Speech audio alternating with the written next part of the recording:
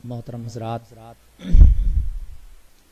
जैसा कि आप लोग देख रहे हैं, आज जो बात आपसे करने वाला हूँ बड़ी अहम है कि आजकल एक फितना बड़े ज़ोरों पर चल रहा है, जो आप और हम सभी जानते हैं।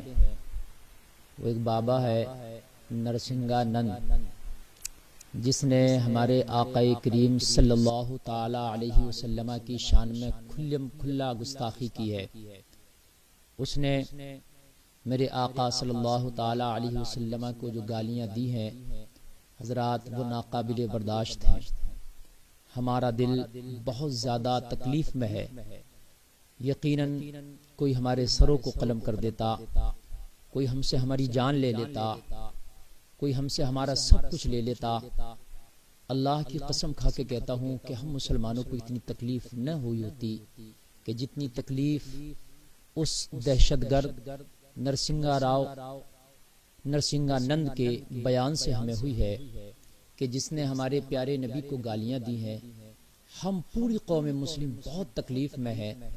मैं पूरी कौम मुस्लिम की जानिब से ये पैगाम देना चाहता हूँ पूरी दुनिया को कि वाकई हम बहुत तकलीफ़ में हैं इस वक्त।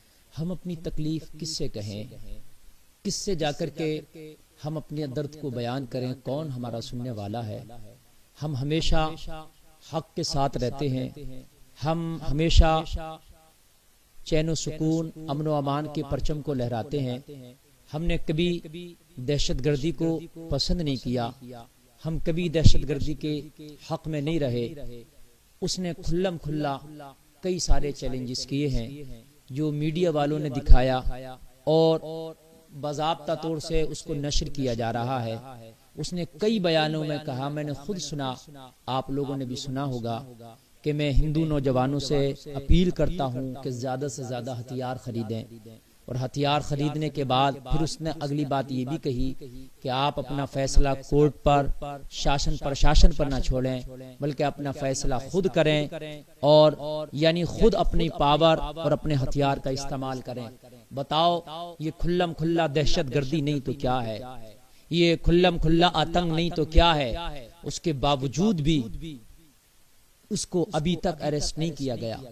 वो इसी तरीके से खुल्लम खुल्ला अपनी बकवास जारी रखे हुए और वो खुल्लम खुल्ला टहल रहा है। बताइए, ये उसके साथ नाइंसाफी नहीं तो क्या है? अगर उसके साथ इंसाफ हो तो अब तक वो सलाखों के पीछे होना चाहिए था। यानी कितना बड़ा चैलेंज है कि वो हथियार खरीदने की बात करता है, फिर कहता है कि फैसला भी खुद करें। यानी वो सामने से चैलेंज कर रहा है कि कानून को हाथ में ले लें। सामने से जब फैसला आदमी हथियार लेकर खुद करेगा तो फिर कानून कहाँ रह गया? फिर शासन प्रशासन कहाँ रह गया? फिर कोर्ट कचहरी कहाँ रह गई? नहीं रह गया ना कुछ भी। लेकिन आप देख रहे हैं कैसा खुल्लम खुल्ला जुल्म का बाजार गर्म है, लेकिन कोई उससे उफ तक नहीं कहता, कोई उसको तू तक नहीं कहता, कोई भी उससे ये सवाल करने के लिए तैयार नहीं है। तूने मुसलमानों को तकलीफ पहुंचाई, उनको आहत किया, उसके बाद फिर कानून को हाथ में लेने की बात करता है। मुझे बताओ मुअज़्ज़ज़ सामीन, अगर हाथ में सब लोग अपने हथियार ले लें जैसे वो बता रहा है और हथियार लेके वो खुद फैसले करने लगे तो फिर जंगल राज हो जाएगा, कानून कहाँ रहेगा? हम आज भी अल्हम्दुलिल्लाह कानून को अमल करते हैं और आज भी हम कानून को मानते हैं और फिर हमारे ऊपर उंगलियां उठाई जाती हैं, हमी को गलत साबित किया जाता है। हमारे किसी आलिम ने अल्हम्दुलिल्लाह अभी तक कोई ऐसी बात नहीं की है। मैं बड़ी जिम्मेदारी के साथ कह रहा हूं कि जो कानून के खिलाफ हो बात, अभी तक किसी आलिम ने ना ही हथियार उठाने की बात की है, ना ही कानून को हाथ में लेने की बात की है, ना ही अपना फैसला खुद करने की बात की है, ना ही सजा खुद देने की बात की है। हमारे सारे उलमा जो कर रहे हैं एक ही काम कर रहे हैं, कानून के दायरे में रहकर उसके खिलाफ FIR दर्ज कराई है, उसके खिलाफ एहतजाजात हो रहे हैं, उसके खिलाफ धरना प्रदर्शन कर रहे हैं, उसकी गिरफ्तारी की मांग कर रहे हैं। सब यही कर रहे हैं। हम तो यारा कल भी कानून के उल्लंघन करने वाले नहीं थे, आज भी हम कानून को हाथ में नहीं लेते, आज भी हम कानून के ऊपर ही भरोसा करते हैं। आज भी हम अपने मुल्क की अदालत पर, अपने मुल्क की कोर्ट पर, अपने मुल्क के कानून पर भरोसा करते हैं, लेकिन क्या करें यारा, फिर भी हम ही को बदनाम किया जाता है, फिर भी हम ही को जो है गद्दार कहा जाता है। अब बताओ इससे बड़ा दर्द क्या बयान हो सकता है कि आज हम इसी चीज के लिए जिंदा रह गए थे कि हमारे नबी को खुल्लम खुल्ला गालियां दी जाएं, हम चीखते रहें, हम चीखते चिल्लाते रहें कि हमारे नबी की शान में गुस्ताखी करने वाले को अरेस्ट किया जाए। यार उसको एक अरेस्ट तक नहीं किया जा रहा, क्या है ये हजरात।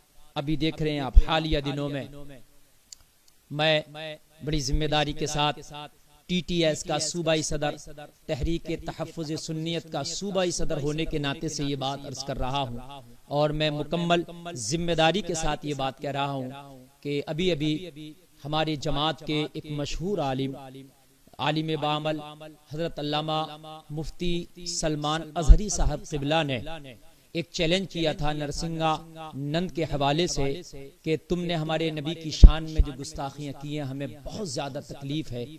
तुमने तो कानून को हाथ में लेने की बात की है, लेकिन हम कानून को हाथ में नहीं ले सकते।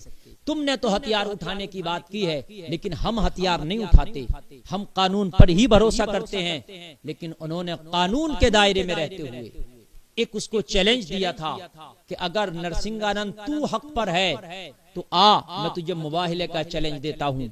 अग्नि परीक्षा करते हैं, आग जलाई जाएगी और उसमें तू भी आना और उसमें मैं भी आऊंगा, और उसके बाद में जो झूठा होगा उस पर अल्लाह की लानत होगी।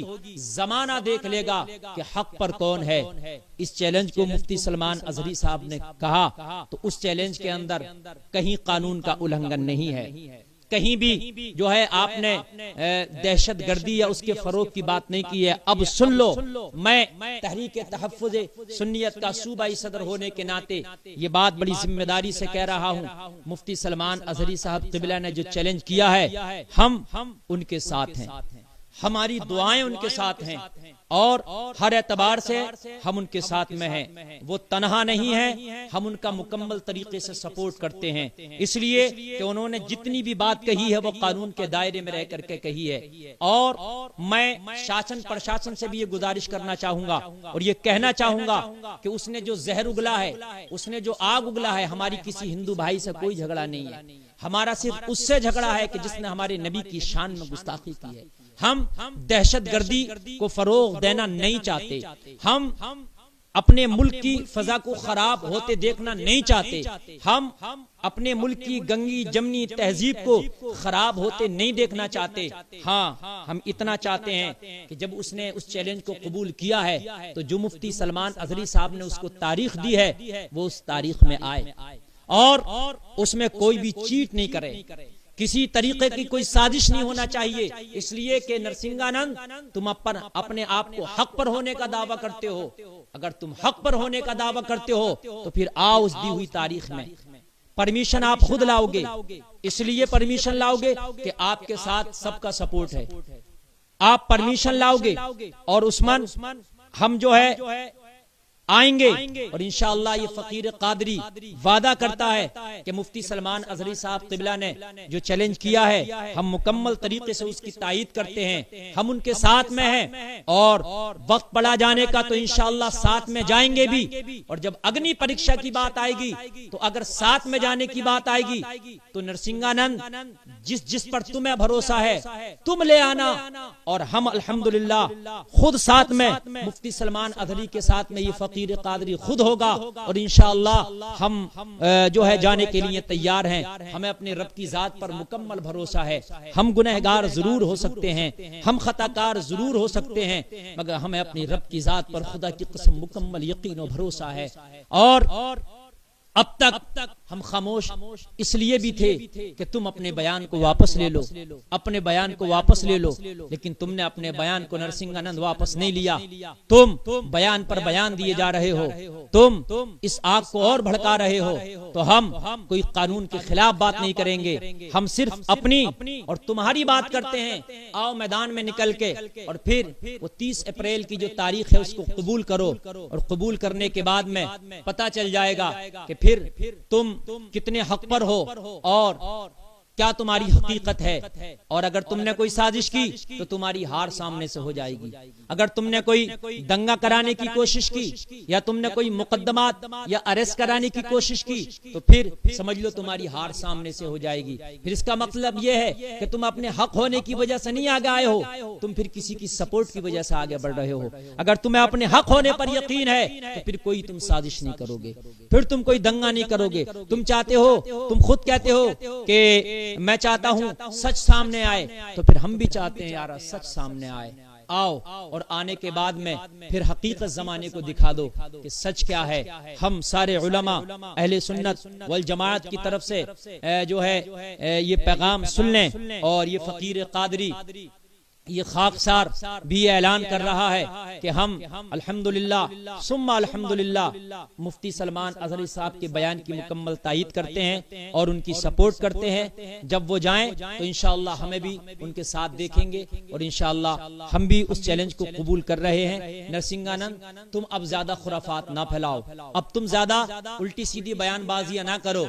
अब अगर तुम अपने हक होने पर जो है कोई दलील पेश करना चाहते हो तो बस यही दलील है कि तुम आ जाओ और आने के बाद में इस मुबाहिले वाले चैलेंज को कबूल करो और फिर उसमें देखा जाएगा कि तुम्हारी हकीकत क्या है। मैं बस इन्हीं ये चंद जुमले थे जो मुझे बोलना थे। मेरे दिल में बड़ी तकलीफ थी और बर्दाश्त की हद होती है। हम सब कुछ बर्दाश्त कर सकते हैं मगर खुदा की कसम जब नबी की नामूस की बात आएगी, नबी की इज्जत की बात आएगी तो फिर हम कुछ नहीं देखते। मुसलमान कितना भी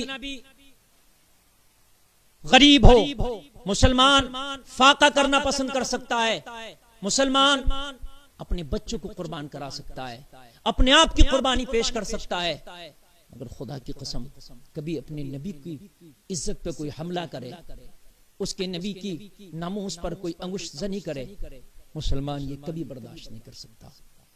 मैं सारे मुसलमानों से अपील करूंगा कि हम हमेशा हमने कानून का पालन किया है, हमने हमेशा शांति को बरकरार रखा है, हमने अभी तक भी कानून का पालन करते हुए शांति को बरकरार रखते हुए अपने धरना प्रदर्शन किए हैं, हमने एहतजाज दर्ज कराए हैं, हमने FIR जरूर दर्ज कराई है, लेकिन हमने कानून से ही बुहार लगाई है।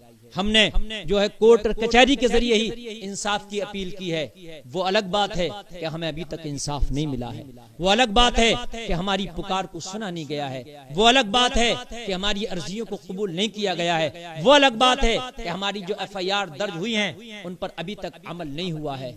लेकिन हमने अभी तक भी सब्र का दामन नहीं छोड़ा है। लेकिन ज्यादा हमारे सब्र को चैलेंज न किया जाए।